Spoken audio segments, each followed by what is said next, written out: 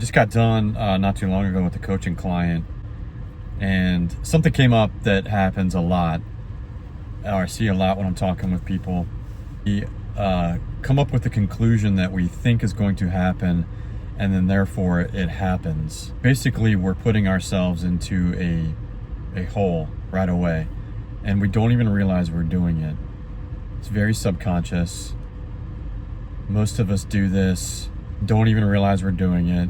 I mean, if you can catch yourself doing this, like you're like in the rare minority. And the thing is that it's not without purpose that we label and we judge or we prejudge. The mind is trying to do is it's trying to analyze, it's trying to figure out what the potential threat is, and it's keeping us in this place of resistance. We don't realize that we're causing our own issues, and we don't realize that we are making a problem that doesn't necessarily exist. When I catch myself saying that this is going to happen, I know this is going to happen. So either I'm saying it outright or I'm thinking it in my mind. I'm putting in motion that eventual reality. And so when we talk about being stuck, when we talk about staying stuck in a way where we're not where we want to be, we're creating that reality through our thinking. We're creating that reality through projecting our thoughts as to what we think is going to happen, but very much in a subtle way, it's actually what we want to have happen.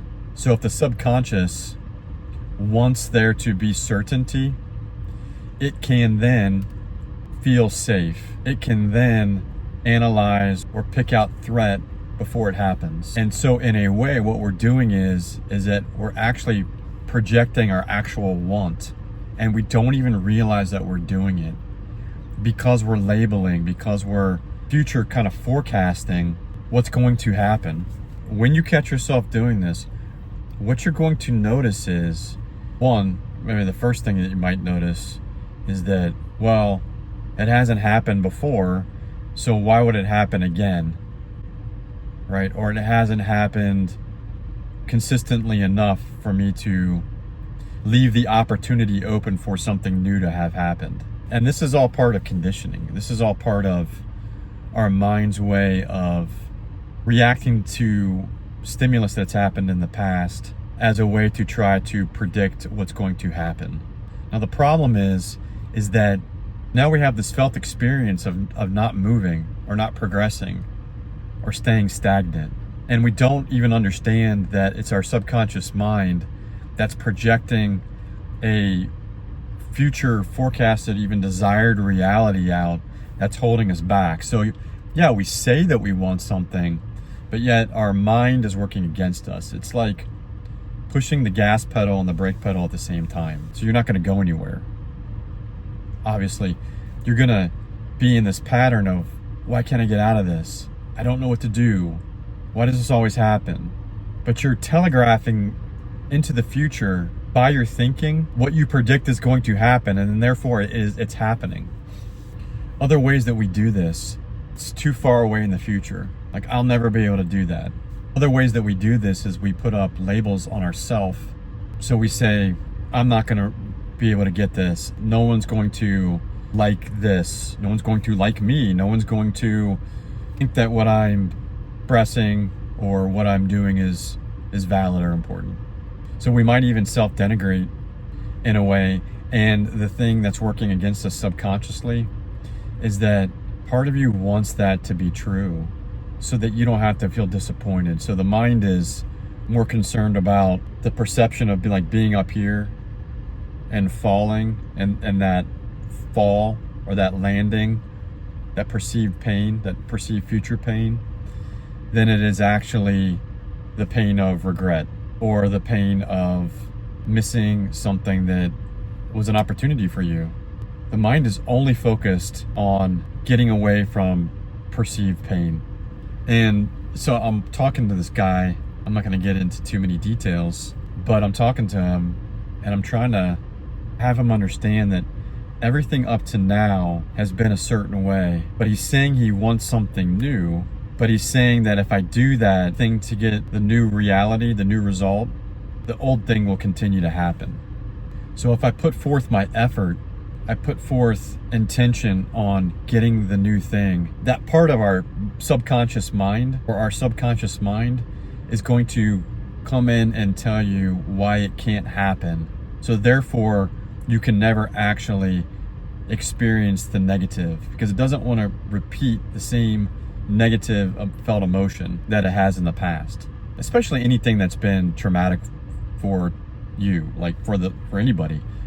Your brain is going to learn ways to avoid that type of pain, and it doesn't care about what you're going to miss out on by not taking risk or putting yourself in position to receive something new. It doesn't view that way. It's always going to view as something that could happen that's going to go wrong. But what it will do is that once you didn't take the opportunity because you were afraid of failing, then it will, in retrospect, guilt you into thinking that you should have taken the opportunity. So then now it's looking at it in past, and now you should have known better. Why didn't you just do the thing? And in many ways, it's kind of like that there's a saying, right? It's like the door's going to hit you on the way in, it's going to hit you on the way out. It's like a swinging door. It's going to whack you one direction, it's going to whack you in the other direction. It's a lose-lose. There's no way you can win in that paradigm or in that dynamic. What we want to be able to do is bring the subconscious part of our thinking into our conscious awareness and challenge it. And as we're able to see our thoughts, either through speaking, like as you're honestly talking to somebody, you could also like do this with writing too, but you're getting those thoughts outside of your mind and you're putting them into a different form of reality than just thinking about it and ruminating on it. You're changing that thought, you're able to see that thought, and now you can honestly look at it. This is why people don't open up and talk, because part of your subconscious doesn't want to be called out and exposed. Your mind is wanting to stay hidden so that it can't be called out in a way, and then therefore it's not needed anymore. Now you're in a place where you're just being, right? You're just effortlessly moving. You're just kind of expressing. You're not thinking about all the things that could go wrong and then regretting all the things that you screwed up on in your mind. You're expressing all of this. You're getting it out of your head. The problems that you think that you're dealing with, you created in your mind. The problems that you're dealing with can't be solved through thinking through the same mind that created the problem. If we continue to project forward without being aware of this part of our thinking, we're going to get caught up and tripped up on this resistance over and over again. And we won't even realize we're doing it. So what we want to be able to do is challenge, and you can do this in a realistic way. You don't have to think just unrealistic and ultra positive or anything like that. But what you could do is just realistically ask yourself questions like, if I catch myself saying, that never happens, I mean, is that true? Never? Never has that happened before, or never has the alternative happened. And the answer would probably be something like, well, okay, but not as often as I want. But at the very least, if you're asking those type of questions and you're just curious, like it's going to soften that extreme viewpoint that the mind is taking. So now I'm bringing that more forward to my conscious awareness. Like, actually, that's not true necessarily. What we want to be able to do is just continually like work with the mind. We're not trying to shut it down. We're not trying to like ignore it. We're not trying to disassociate. We're trying to bring up these patterns of thinking so that we can look at them honestly, and then also ask that question too, like, is this what I want? You're saying you want something new, but you're also saying that it'll never happen. So what do you want? Do you want it to never happen? Or do you want something new to happen? And when you can honestly answer that question, like, what do you want? It doesn't matter what the answer is. It's helpful for you because Now you're going to be closer to reality and closer to understanding what's going on with you. So that's going to give you clarity. It's going to help bring you back into that reality where you're making rational decisions and choices.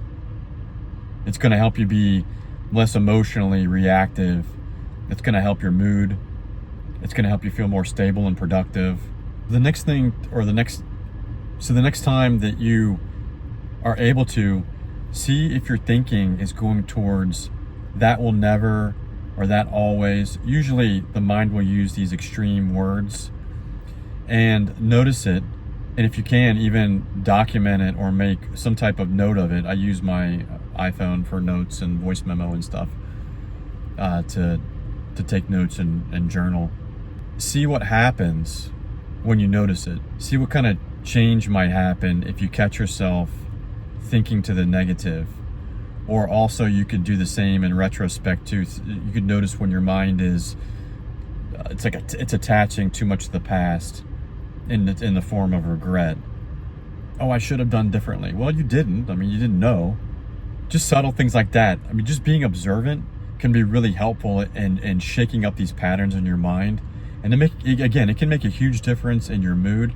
It can make a huge difference in how you feel and your self-perception. And I think that if you put that into some level of practice over time, even if it's just intermittently or even a few times a week, if you're able to put that in some form of practice, it's going to make a noticeable difference.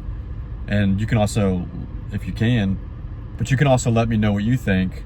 What kind of things do you notice going on in your thinking that's tripping you up subconsciously?